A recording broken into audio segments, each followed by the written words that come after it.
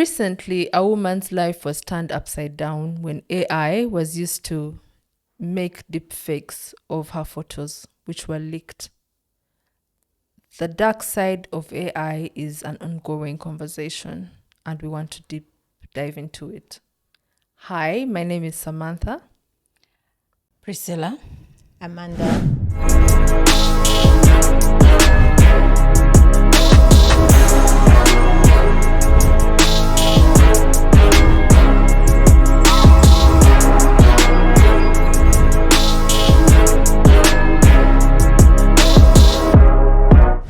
Ladies, how do you feel about the recent developments in AI and online safety? I think I've watched too many movies where AI takes over and things go wrong and the world is ending. So for me, I'm still very much trying to mentally embrace it. Yeah. It's a struggle. I think for me, I'm discovering, I think with this topic, the dangers. I've only seen AI for its benefits so far, especially the ChatGPT. Yeah, I find it very, it comes in handy, of course, when you have assignments, when you have things to do. And I guess that's also a problem Yeah. because now we are reliant on it. You don't Yeah. trust yourself anymore. Yes. Every time you type an email, you have to go through it again. So yeah, but initially I was just seeing positives. So, for clarity to our audience, deepfakes are images, videos, photographs that are altered to look a certain way that is not real. Have you guys watched that video that went around of a family having an intervention? Like, you know how they have interventions for alcoholics, the people who have addiction issues? So this video, they were having an intervention, and when they sat down, they said, "We've come to talk to you about your addiction to ChatGPT." Yes. And then, of course, it went into even when she's trying to remember simple words like a food, she'll ask ChatGPT. So honestly, what you were saying, it's scary how easily you used to be able to think up a statement Yeah. and even edit it in your head. And now, having started to use AI, you actually find yourself not feeling confident enough to first try and do it yourself. Yeah. So it's something that I was thinking recently that, you know what, I need to start to read more, but also go back to actually having a paper and notepad and just trying to write things out. Yes. And then maybe using it to just edit grammatical errors and things like that. Yeah. I was listening to a podcast recently and they were talking about that exact thing, that the brain matter in children and some adults is reducing because they are so reliant on AI. They no longer make space to think about what they want to communicate. There's no more research going on. People rely on AI for everything, from writing an email to making a recipe to everyday life. Assignments. Yes. Even universities have been complaining. Kids are in class. Like the AI takes the notes for you. It summarizes the notes for you. Man, that Yeah. All you do note-taker is- is such a lifesaver. But that's so though, lit. But yeah. That's so lit, but I can see how you can become dumb. Yeah. It dumbs us down. Yes. So you need to use it as like something to spar supplement. with, exchange ideas. You come with your own ideas and then help AI will supplement use with to more build. information Yes, from- exactly. There was also another Is that thinking, because now the world is going to start to move even faster. yes. Those of us who feel like that, is it going to hold us back from opportunities? Because you've also been seeing all these AI courses like being offered online. The ads are crazy, they're everywhere. I think we need to upskill ourselves to know how to use it in a constructive way, because there's this thing of the older versions. For example, ChatGPT 3. Is it 3.0? There was a 10x improvement to upgrade it to ChatGPT 4. So there's an exponential improvement, and this doesn't happen over 5 years, over 10 years. It's like It's every happening year so quickly. there's an upgrade to these AI systems. Are we going to be able to keep up? We need to keep up. We need to educate ourselves as And our parents. children. Online safety for children. Recently, I just also discovered, because you know how we always scrolling up on social media. There's so many, like I can't tell which video is authentic. Like I'm like, oh, We're getting to and that then they tell you point. you read in the comments, are like, Yes. this is AI. I'm like, you're lying. I never used to. Actually, these days when I see something, Yeah. I actually try and go into the comments to just Verify. Because before it used to have those glitches where you could easily tell, this is Yes. AI. Yes. Now it's getting perfected at such a rate, like you said. You'll watch something and then you'll be like, You see a whole love story, a whole childhood, like and you're like, you don't like a kid preaching, and you're like, Yes. yeah, you go, and then you see AI. I'm like, my God, Yeah. where are we heading to? So we need to be able to decipher, is this real? Is this not real? without having to have an app that will show you this is, because they're so-called deepfake and AI detectors now. I know Instagram asks you to declare your content Yeah. after you've posted. They ask you to declare if it's AI or not. But YouTube not too. everyone is doing that. Most platforms, I think, do. Yeah. I think on TikTok there's an automatic detector. If there's a statement they put at the bottom, contains Just to let you know. AI generated. Okay, that's good. I like the Yes. automatic detector. Yeah. Just to let you know. And there was a story I saw as well of a parent speaking out, creating awareness that her child committed suicide because of one of those AI Character tools. AI. It's I don't know character which AI. I saw. tool it was, and they had an AI assisted suicide. I saw that. I saw It those was so character hard- AIs. I've been so seeing them. heartbreaking. And now, it comes up, it pops up. Do you want an AI boyfriend? Do you want an AI girlfriend? Yeah. It's so scary because I'm thinking if it's just popping up for me and my phone is linked to the kids, are they also getting the same?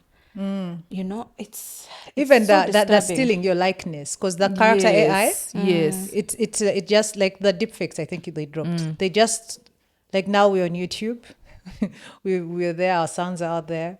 Perhaps even our expressions or whatever. Yeah. Expressions, It just picks on voices, that and then just goes with it. And So- many times for women, this material is used to make pornography. So why are women and children? That's another thing. Women and children are targets. They're such easy targets. Why are women and children over, say, a regular guy? Because guys are using the internet as much. They're also posting. Why is it that women and children are being targeted? Why do you think? I think maybe children are impressionable. They are more vulnerable and more trusting of such things. And for the ladies, I think we have more to lose, generally. Because now I haven't seen Is many... it that people consume that more than, say, Yeah. maybe Yeah. a nude of a guy? That's what I'm saying. I Yes. haven't seen any Safari's nudes leaked, and he was praised for it. Oh, wow. That's the only one I've ever heard.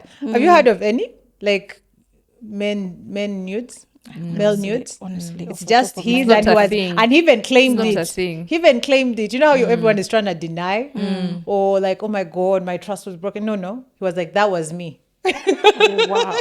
Wow. And life kept moving for him. We live in We've a seen man's women world. in Uganda, TV presenters that have been fired for nudes being leaked. Yeah. Now imagine if it's leaked and you're innocent. Yeah.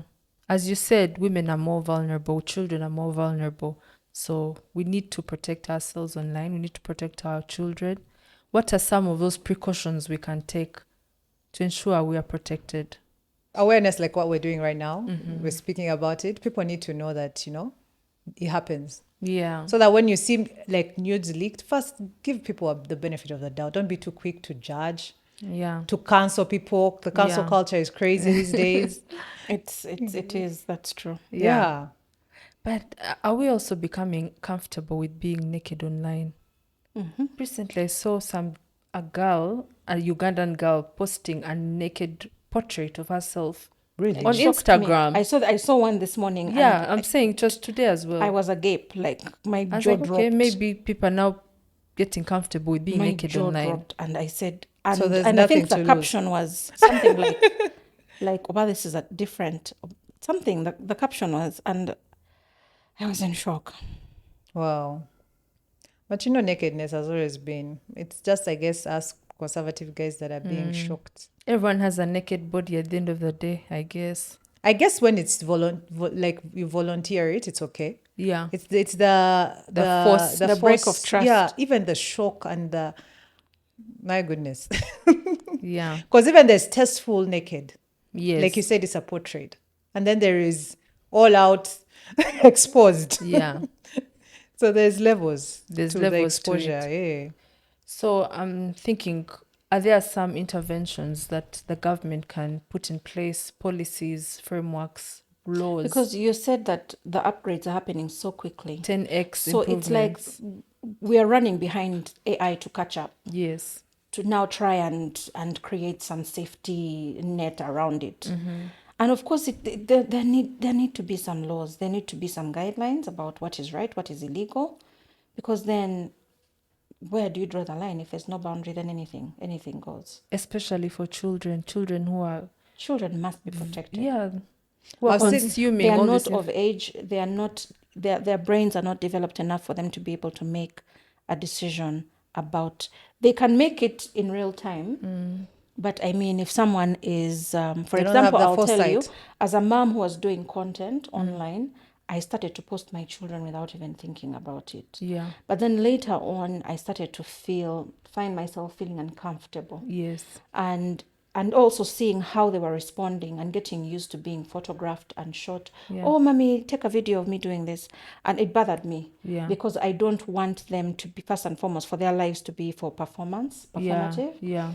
But I don't want them to also be comfortable in front of cameras, even for strangers. Because if you make it normal in your home, that child will not have an issue posing for someone who's maybe on holiday filming somewhere, and they see someone filming and they, Pause. because that's what They're we've used to. conditioned them Yeah. to do. Have you seen that advert? There's an advert that has been going, like, where awareness, like, beware of a girl walking and people are like, happy birthday. I saw that thing and it was That so was creepy. so creepy. It was What extremely- happened? Like the The ad girl, is the this family was little walking girl. in the mall and people were Yes. like, Happy hi birth- Susie, happy birthday. Like they know random everything. Strangers. Wow. How is cool? Like they know the details about Of your her child. life. So I guess that comes into It brings it into limiting perspective. Boundaries. limiting the putting this information you put out information there. It's not you can't stop now people from coming up and Approaching your approaching child. your child and talking to your child like they know your child. Yeah. So I think even as parents, I think let's just have that awareness. I'm not saying don't post, but have it at the back of your mind what the long-term effects could be. Yeah. And the internet never forgets. Nothing gets off That's the the internet. thing. Yeah. So I think as parents, you pick and choose what you think is healthy for your child online. Personally, I never post my kids anywhere And online. let people know, Yeah. because another thing, you people, that thing embarrassed me. Many years ago, this was 2020, a friend of mine shared photos of her babies. You people, like a lunatic, I didn't even think about it. I posted them on my status. And she called me and said, please take them down. I don't post my kids. And you know, that thing, I was shocked.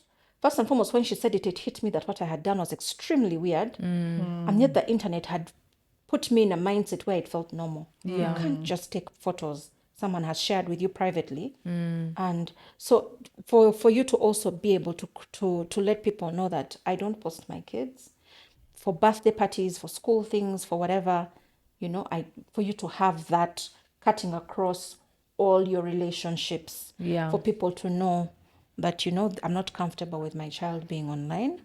We need to bring back and albums. for people to respect it, for people to actually respect, because some people don't Your respect boundaries. it. Yeah. Some people don't respect that boundary. Yeah, because I don't post my kids, but sometimes I see a cousin posting my kids. And I used to think I'm not a people pleaser, but I find it hard to approach a person and be like, I never post my kids. Personally, don't when post my friend kids. told me, I understood it and I felt Yeah. extremely silly because it's a very weird thing to do.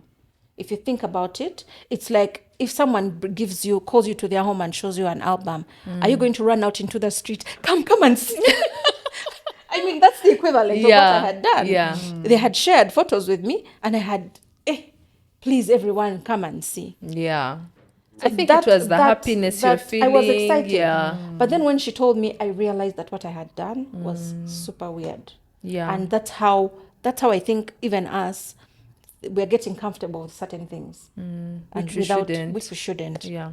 I've seen like in Australia recently, I heard they passed a law that banned children, I think under the age of, I'm not sure, 16 or 13 off social media. They literally cancelled all their That's a very good one. I'm their for social that. media. I love So That's that. a good one. I think we Let need them to come of have age. no Let the business children being come of age online. and make a decision. Yeah, and they did it. There's no debate. There's no like those things of we had a rule against nudity in Uganda, and the priest or the minister in charge tried to enforce it against like the Nyege Nyege festival, but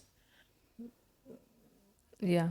money is coming in. How are you going to how are you going to stop it? I know. But this one, it is there. It has happened, and people are complaining. I hear we have lost sources of income, but I guess the government needs to take a stand and stick to it. It's a tough Yeah. one because there's also now, like we said, that person who posted a boudoir photo of herself.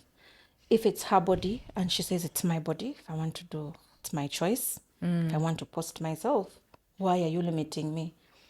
I guess people can say, if this is my child and I'm earning from it, and the earnings are what is maybe we're using at home, because people are actually earning from.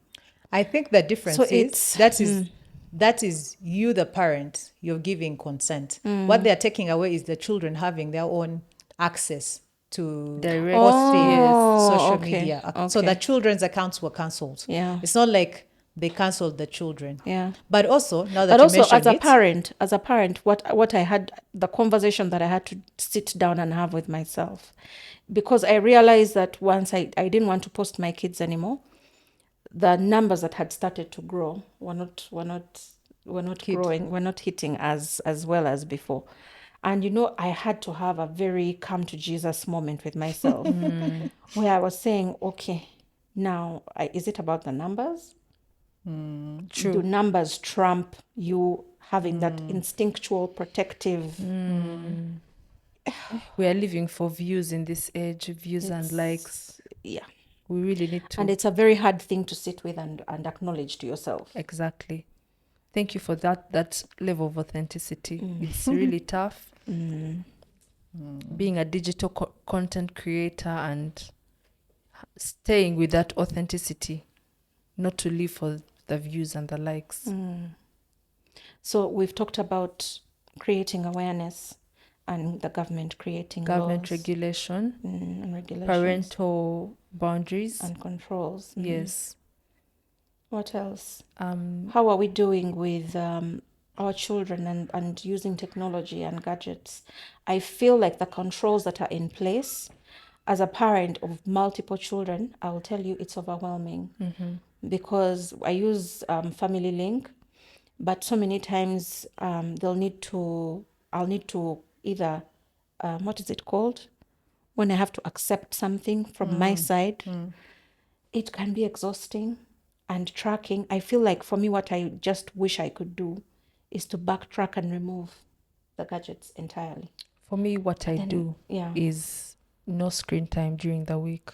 absolutely. I No also screen have time that during the rule. week, and then we have screen time on Saturday and Sunday for a few hours.